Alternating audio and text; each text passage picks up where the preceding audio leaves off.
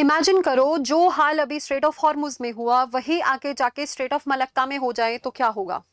देखो, US Iran के बीच में तो अभी पीस टॉक्स चलनी शुरू हो गई हैं, 60 डे का नेगोशिएशन पीरियड भी चल गया है। लेकिन ये जो वीडियो है ये यूएस ईरान के वॉर के बारे में नहीं है, ना उनकी पीस डील्स के बारे में है।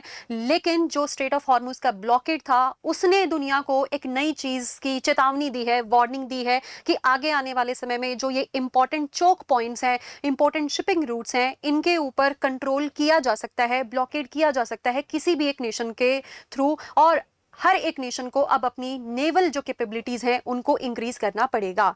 तो इसके लिए इंडिया कितना रेडी है कि कल को अगर इंडियन ओशियन में ऐसा हाल हो जाए या जो राइवल नेशंस हैं, फॉर एग्जांपल चाइना है, पाकिस्तान है, उनकी प्रेजेंस इंपॉर्टेंस से भी ज़्यादा, मतलब जितना ज़रूरी है उससे भी ज़्यादा बढ़ जाए, तो इंडिया क्या उस चीज़ के लिए रेडी है। अगर इंडिया को कोई सराउंड कर ले अब उसकी कॉस्ट लाइन के अराउंड, तो इंडिया कितना रेडी है उस चीज़ के लिए, एंड इंडिया का दुनिया को क्या मैसेज है।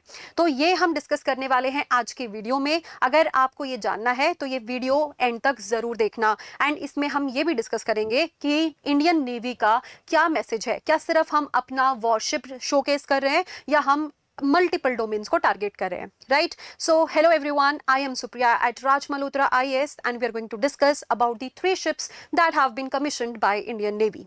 चलिए शुरू करते हैं डिस्कशन। सबसे पहले आपको तीनों शिप्स के नाम याद करने पड़ेंगे। That is INS Dunagiri, second is INS संशोधक and third is INS Agray. ये कहाँ बनाए गए हैं? ये GRSE कोलकाता में है। ये garden reach ship builders and engineers, यहाँ पर इनको मैन्युफैक्चर किया गया है। लेकिन ध्यान रखने वाली ये बात है कि इनका जो कंटेंट मैन्युफैक्चर हुआ है उसमें से 75% इज इंडिजिनसली बिल्ट, और उसमें लगभग 200 MSMEs का पार्टिसिपेशन है, योगदान है। तो ये हमारे मेक इन इंडिया को भी सपोर्ट कर रहा है, राइट। साथ में जो हमारा प्रोजेक्ट 17A है उसके अंडर भी ये जो हमारा बजट था 45,000 करोड़ रुपए का, जो बजट 2015 में ही हमने बना दिया था कि हमारी जो नेवल कैपेबिलिटीज हैं वो इंक्रीज करना है, हमें उनको मल्टीपल डोमेन्स में हमें रीच आउट करना है, तो उसको भी ये क्या करता है, सपोर्ट करता है, right. The next part here that has to be understood is कि ये जो आपकी शिप्स दी हैं, ये 3 शिप्स हैं, ये सारी की सारी वॉरशिप्स नहीं है। Although I introduced the video with the view point of the war, with the view point of the choke points, कि कल को ऐसा ही वॉर इंडिया के साथ किसी दूसरी कंट्री का हो जाए, सी में हो जाए, तो उसके लिए हमें रेडी रहना है या नहीं रहना है। But these 3 ships are not all together about war only. तो ये किसके बारे में है, क्या इनका मैसेज है, ये हम डिस्कस करेंगे। चलिए, सबसे पहली शिप है INS Dunagiri. So before understanding INS Dunagiri we must understand blue water policy, या यू शुड अंडरस्टैंड जो ब्लू सी में जो वॉरफेयर चलता है, मतलब कोस्ट लाइन से बहुत दूर ओपन सी में जब अगर वॉर हो तो उसको हम बोलते हैं कि India is ready to fight in the open sea also, ठीक है। तो largest and most heavily armed of the 3 ships में है INS Dunagiri. INS Dunagiri is specifically meant for the wars in the open sea, in the large sea, coast के around नहीं, open sea में, coast से काफी दूर। तो यहाँ पर ये क्या है, ये एक फ्रिगेट है which is smaller than a destroyer.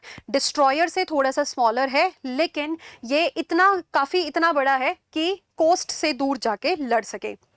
ये जो इंडियन नेवी है उसका प्रोजेक्ट 17A उसके अंडर ये आता है, under which a new generation of stealth guided missile frigate बनाने का कोशिश करी गई थी, ठीक है। तो स्टेल्थ का मतलब यहाँ पर ये नहीं होता है कि बिल्कुल दिखना ही बंद हो जाए, इतनी बड़ी शिप है नहीं दिखे, दैट इज नॉट पॉसिबल। लेकिन जो दूसरी कंट्री है उसके रेडार्स होते हैं उनकी कोस्ट लाइन के आसपास, तो उस रेडार को ये डिफीट करके जा सकता है, उस रेडार को ये चीट करके जा सकता है, ये पास कर सकता है वहां से। तो इसका मतलब है स्टेल्थ, जो रेडार में डिटेक्ट ही ना हो पाए वो टेक्नोलॉजी को हम बोलते हैं stealth. Then Dunagiri carries weapon, क्योंकि अगर ये वॉरशिप है, इसमें युद्ध में जाने की, वॉर में जाने की कैपेबिलिटी है, तो इसके पास ऑब्वियसली मिसाइल्स होने चाहिए, टॉर्पीडोज होने चाहिए, मतलब इसके पास वेपन्स होने चाहिए। तो इसमें ब्रह्मोस मिसाइल को इंटीग्रेट किया गया है। BrahMos missile which has been built in with the collaboration of Russia, है ना। तो ये ब्रह्मोस मिसाइल इसमें इंक्लूड करी गई है। साथ में इसमें मीडियम रेंज की सरफेस टू एयर मिसाइल भी इंक्लूडेड है, एंड अदर जो इसमें आपका सोनार है, इलेक्ट्रॉनिक वॉरफेयर है, गाइडेंस सिस्टम है, ये सब इसमें साथ में आएगा ही। नहीं, राइट। तो ये अपने आप में आपको याद रखना है, क्योंकि हो सकता है आपको कल को क्वेश्चन देखने को मिल जाए, because this has been a milestone in Indian navy's जो कमीशनिंग है। How is that possible? क्योंकि 3 शिप्स का एक साथ कमीशन करना, and that too targeting different domains, तो ये once in a lifetime, not exactly once in a lifetime, लेकिन वंस इन अ वाइल ऐसी अपॉर्चुनिटी आती है, हर बार ऐसा देखने को नहीं मिलता है, ठीक है। तो क्वेश्चन बनने के चांसेस काफी ज्यादा है कि जो आईएनएस दुनागिरी है वो किस तरीके की शिप है, तो आपको पता होना चाहिए कि 75% इंडिजिनस है, साथ में ये वॉरशिप है, राइट। देन हम आगे चलते हैं सेकंड शिप के बारे में डिस्कस करने, दैट इज आईएनएस संशोधक। देखो ये बोला जाता है कि अगर आपको वॉर लड़ना है और आपको वॉर जीतना भी है, तो वॉर जीतने के लिए first of all you should know how your battlefield is. जो जहां पर लड़ना है, जहां पर जाके आपने युद्ध करना है, वो है कैसा, उसका रिलीफ कैसा, उसकी टॉपोग्राफी क्या है, ये यहाँ पर चाहिए होता है। लेकिन वो तो मैं बात कर रही हूँ चलो आर्मी की, लेकिन अगर हमें समुद्र में लड़ना है तो we must also understand the relief, और we must understand how deep is the sea, how deep is the trench, और क्या यहाँ पर कोई सी माउंट है या नहीं है। तो इन सब के लिए हमें क्या जरूरत है? मैप की जरूरत है, हमें मेजरमेंट की जरूरत है, राइट। तो ये जो आईएनएस संशोधक है, ये एक ऐसा वेसल है, ये वॉरशिप में नहीं आएगा, ये एक ऐसा वेसल है जो mapping and the measurement of Indian ocean में हेल्प करेगा, so that we are aware about the seabed, also we are aware about the coastline के पास जो शैलो वाटर्स हैं उनके बारे में, उनका मैप कितनी डेप्थ है, कोई ट्रेंच है या नहीं है, डिटेल्ड मैप में ये हेल्प करेगा, सर्विलेंस में हेल्प करेगा।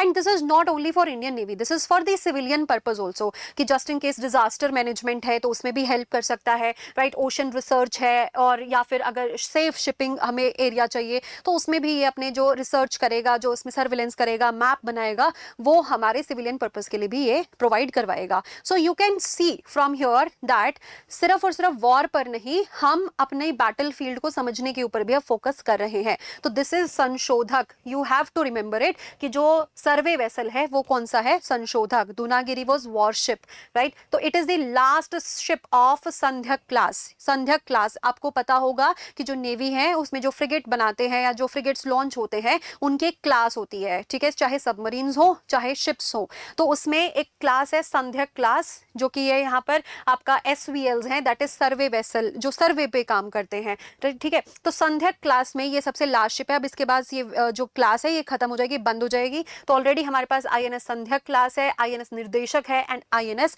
इक्षक है, ठीक है। नेक्स्ट यहां पर देखने को मिल रहा है INS अग्रय। तो INS अग्रय का क्या काम है? जो हमारी कोस्ट लाइन है, इंडिया की coastline, you must be aware about it. अगर आपने थोड़ा बहुत भी ज्योग्राफी पढ़ा है कि जो हमारा सी बेड है वो ऐसा नहीं, जो बीचेस होते हैं हमारे ना, जैसे कोस्ट लाइन जैसे गोवा है, तमिलनाडु एंड आंध्र प्रदेश, वहां पर बीच होते हैं, ठीक है। तो बीचेस में आपको ये तो देखने को मिलेगा कि धीरे धीरे जो डेप्थ है समुद्र की वो बढ़ती है, ठीक है। तो जो हमारा शैलो वाटर्स है, कि बहुत ज्यादा डीप नहीं है वहां पर सी, तो ये जो शैलो वाटर्स हैं वहां पर ये देखना है कि कोई एनिमी नेशन की सबमरीन तो नहीं है वहां पर, किसी ने अपनी राइवल नेशन ने अपनी सबमरीन तो नहीं लोकेट कर रखी है सर्विलेंस के लिए, या कोई भी कल को कोई भी इशू हो जाए, कोई वॉर छिड़ जाए तो एकदम से वो सबमरीन एक्टिवेट होके टारगेट ना कर दे हमारे कोस्टल एरियाज को। तो इसीलिए हम क्या कर रहे हैं कि जो हमारे शैलो वाटर्स है कोस्ट लाइन के आसपास, वहां पर सबमरीन को हंट करना है, सबमरीन को टारगेट करना है जो कि फॉरेन नेशन की होगी। तो the third vessel that is INS Agray, and ये सबसे छोटा वेसल है। ये क्या है? Submarine Hunter design for coastal water. तो अग्रय किससे बिलोंग करता है? अर्नाला क्लास से बिलोंग करता है, a class of smaller warship build specifically to detect and attack submarines in shallow waters. देखो जो कोस्टल वाटर्स हैं उनको, उनके लिए जनरली एक दूसरी टर्म भी यूज करी जाती है, दैट इज लिटोरल वाटर्स। तो अगर आपके पास शैलो वाटर है, लिटोरल वाटर है, कोस्टल वाटर है, ये सारा का सारा आपका एक ही टर्म को प्रिस्क्राइब करता है कि जो आपके कोस्ट के आसपास जो वाटर है उसको ही हम क्या बोलते हैं? कोस्टल वाटर्स बोलते हैं। Agray carries light weight torpedo. देखो अगर ये टारगेट कर रहा है, सबमरीन को हंट कर रहा है, अगर सबमरीन हंट हो गई, टारगेट हो गई, तो वार्निंग के बाद अगर फिर भी सबमरीन वहां से मूव नहीं होगी तो उसको टारगेट करना पड़ेगा। तो obviously it will have some payloads with it, it will have some kind of weapons with it. So इसके पास क्या है? टॉर्पीडोज हैं, indigenous anti submarine rocket launcher, and sonar system भी है। सोनार सिस्टम किस में यूज होता है? कि आपका डिटेक्शन में यूज होता है, कि सोनार अगर आपके पास सिस्टम है तभी तो आप इको भेज के आपको पता चलेगा कि कोई कोई यहाँ पर सबमरीन लोकेटेड है। तो ये तीनों शिप्स एक ही साथ कमीशन करना, ये इंडियन नेवी का एक मैसेज है दुनिया की तरफ। ठीक है, आपको अगर ये देखना है, ये आपका जो आईएनएस दुनागिरी है, संशोधक है, आईएनएस अग्रय है, इसके बारे में थोड़ा सा आप स्क्रीन पोज करके एक बार आप इसके बारे में देख भी सकते हो। Although not very important from the exam perspective, लेकिन जनरल नॉलेज के लिए देख सकते हो। Then what is the larger message? हमारा लार्जर मैसेज दुनिया के लिए क्या है? उन्होंने बोला है, नेवी की तरफ से ये मैसेज है कि देखो हम अपना बैलेंस्ड अप्रोच लेके चल रहे हैं, कि हम अपनी कैपेबिलिटी को डेवलप कर रहे हैं, मैन्युफैक्चरिंग को डेवलप कर रहे हैं, हम अपनी ब्लू वाटर ऑपरेशन जो far from the coast operations होते हैं, हम उनको भी टारगेट कर रहे हैं, हम उसमें भी अपने आप को स्ट्रेंथन कर रहे हैं। और enhancing maritime domain awareness, maritime domain awareness मतलब जो मरीन एरिया है उसमें, उस डोमेन में हम अपनी अवेयरनेस बढ़ा रहे हैं कि वहां का जो मैप है या मेजरमेंट है वो कैसा है, क्या हमें देखने को मिल रहा है। Securing coastal waters against evolving threats, जो हमारे कोस्टल वाटर्स है कि कल को कोई थ्रेट ना जाए, कोई सबमरीन ना छुपी हुई हो, उसको भी टारगेट करने के लिए हम अब रेडी हैं। ये हमारा मैसेज है, क्योंकि देखो चाइना का जो प्रेजेंस है इंडियन ओशन में, या फिर मैं कहूँ पाकिस्तान का जो नेवल प्रेजेंस है, वो दोनों ही बढ़ रहे हैं। एंड हो सकता है जैसा अभी ईरान यूएस वॉर में हमें देखने को मिला स्ट्रेट ऑफ हॉर्मुज, कल को यही हाल स्ट्रेट ऑफ मलक्का में भी हो सकता है, पाक स्ट्रेट में भी हो सकता है, देखने को मिलेगा कि भाई किस टाइम पे कुछ हो जाए। You never know, because geopolitical situations जो प्रेजेंट टाइम में वर्ल्ड में चल रही हैं, you never know which country becomes very powerful and अपनी पॉलिसीज को बिल्कुल मल्टीलेटरल से छोड़ के, बायलेटरल छोड़ के यूनिलेटरली डिसीजन लेना शुरू कर दें।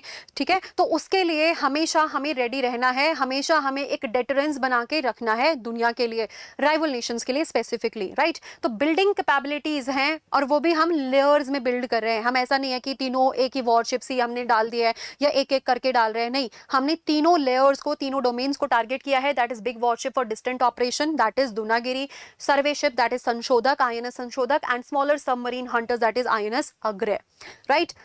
And this is also very important message. ये इस तरीके से देखो, ये दिखाना है न्यूज़पेपर्स का कि आप अपने आंसर को कैसे स्ट्रेंथन कर सकते हैं, बिकॉज आपको एक यूनिडायमेंशनल अप्रोच नहीं रखनी है कि हम तो डिफेंस में ही बहुत ज़्यादा अच्छे हैं, हम तो नेवी को स्ट्रेंथन कर रहे हैं। ये जो अभी एक ही साथ तीनों शिप्स को कमीशन करने का स्टेप था, ये भी दिखाता है कि कैसे हमारा जो नेशन है that is very very capable of manufacturing also, and that too domestically. ठीक है, built domestically and commissioned together, shows the growing maturity of India's naval shipbuilding ecosystem, that we are targeting manufacturing sector also, and we are targeting defense sector also, and we are becoming powerful day by day, and we are creating a huge deterrence for the rival nations. So please like the video, share the video, subscribe the channel. Thank you and have a nice day.